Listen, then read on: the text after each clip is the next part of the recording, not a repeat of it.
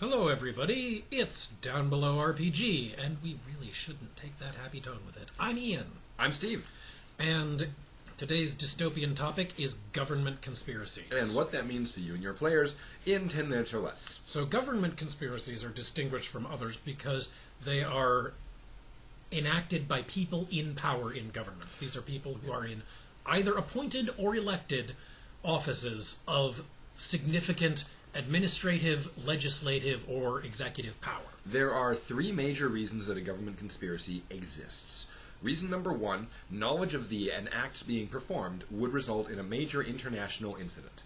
This could be an external international incident, where it is an act of war against another sovereign nation, or it can be an internal international incident, where the acts are revealed to the international community, perpetrated against its own citizens, and, well, collateral damage ensues. Reason number two, this is in preparation for such an act, but cannot actually be acted upon until it's done and must be kept secret until then. A good real-world example of this is consistently weapons research. Very few people in the United States of America, for example, knew about the existence of the Manhattan Project until it was ready to bear fruit. There were a lot of people who knew that there was a big project being worked on, but the nature of the project and the name of the project were actually kept pretty tightly under wraps, considering how many scientists and engineers were involved. There's also a 2A in this case, which is where the information necessary is secret, because revealing the information, even if it's being used for actual national betterment, could be dangerous. Basically, the overarching category that covers these three things is the government has an interest specifically in secrecy. Reason number three, by the way, is an individual within the government is leveraging government resources for personal gain. So that has a different connotation than the government as a whole has an interest in secrecy, but a functionary of the government is actually using the mechanism of government to This blurs the lines a little bit with the small person-driven conspiracies we talked about last time, but the distinction here is that when you get to a certain level of government, there are people, especially people like ambassadors, especially if they're senior ambassadors, legislators, and even somebody who's not actually the president but is like a member of the cabinet. Right.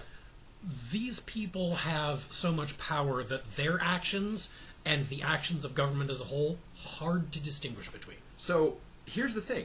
All of these are really, really big. And by really, really big, I mean they're not so much outside the scope of the game, because saying something like that, we try to save that for giant sweeping statements that are really far outside of the themes.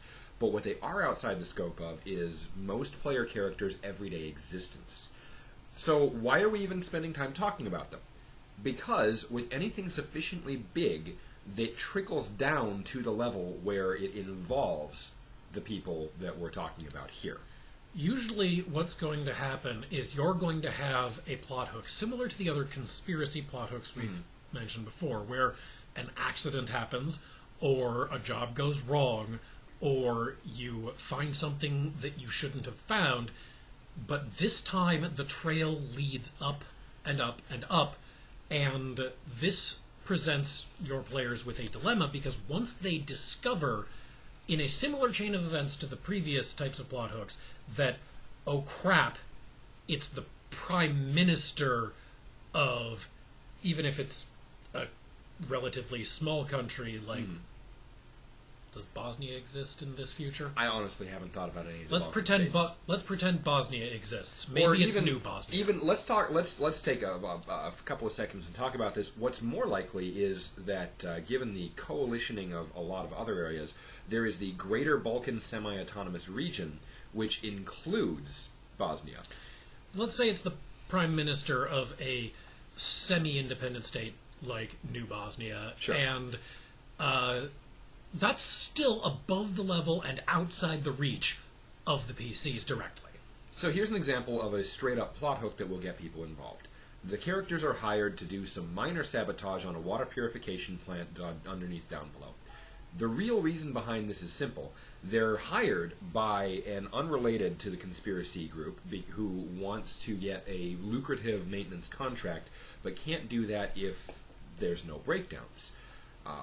This place has been properly maintained for a while, and they want to make sure there's a minor accidental breakdown. This is a relatively innocent piece of sabotage and part of a different, unconnected conspiracy. While they are down there, however, they are suddenly attacked by a bunch of professional-looking, black tactical gear-wearing, ethnically nondescript individuals that they can't really identify. These people take some pot shots, and it turns out if the player characters manage somehow to eliminate them, they're not carrying any identification and can't be located at all. If they run away from them, then they find that there are rumors of that sort of thing happening in that area. Why is that area important? Long story short, there are listening devices planted in that area that are tied to one embassy or another, and suddenly we get into this whole web of conspiracy underneath the neutral zone, where governments are supposedly not interfering with each other, but in fact are, and are taking lethal methods to ensure that everyone thinks they're playing nice. And ultimately, your players get to be presented with this dilemma once they have this information of what are they going to do with it, because their position is one that they will not be able to actually take down this major public figure. They're not probably going to have the option or opportunity to directly interact with the major public figure that they've connected it to. More importantly, if they do, this is the climax of several adventures, or possibly the entire campaign, because this is a moment of triumph. Right. What I was trying to say with that is that from the position they are in when they get this information, absolutely, they cannot do these things. So they have to make the choice. Are they going to embark on this long journey that may have no payoff and just get them killed, of trying to get into a position to do those things? Mm-hmm.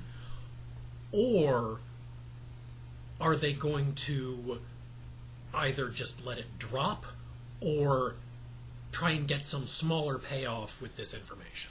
And if they do, who do they hand it off to, and what conspiracies are they involved in? And we roll back to a couple of weeks ago when we talked about the economy of favors and how that works. And handing off information that could be useful to someone is a very big favor, and can now start hooking people into that economy of favors. Hey, we heard you got the dirt on so-and-so. We'd like you to get some dirt on such-and-such for us as well.